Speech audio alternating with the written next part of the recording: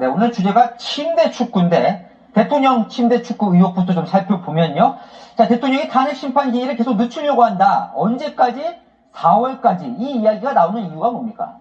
네, 내년 4월이면 헌법재판관이 2명이나 임기가 만료돼 퇴임하기 때문입니다. 헌재소장 권한대행이죠. 문영배 재판관뿐만 아니라 이미선 재판관도 내년 4월 18일이면 임기가 만료됩니다.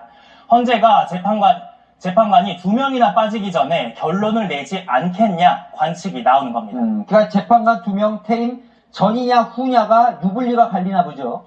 네, 2명 모두 문재인 전 대통령이 지명한 재판관이기 때문입니다. 헌법재판관 9명 중 대통령 지명 재판관은 3명입니다. 현재는 문재인 전 대통령 지명으로 재판관이 된 사람이 2명이고 윤석열 대통령 지명은 1명입니다.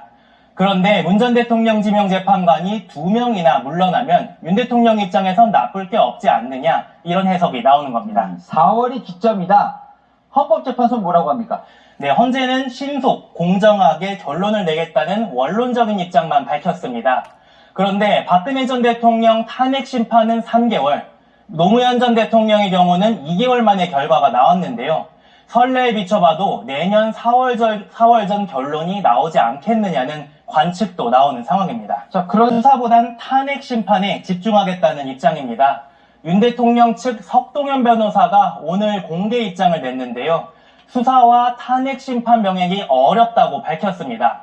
한 번도 출석하지 않은 박근혜 전 대통령과 달리 윤 대통령이 분명한 입장을 가지고 나올 것이라고 예고했습니다. 아, 그래요? 그러면 수사보다 탄핵에 집중하는 이유는 뭘까요? 네, 윤석열 대통령이 직접 입장을 밝히겠다고 예고한 부분에 주목을 하면 이해하기 쉬울 것 같습니다. 검찰에 출석해 아무리 계엄 정당성을 설명하더라도 검찰 진술이 외부에 알려지긴 좀 어렵습니다.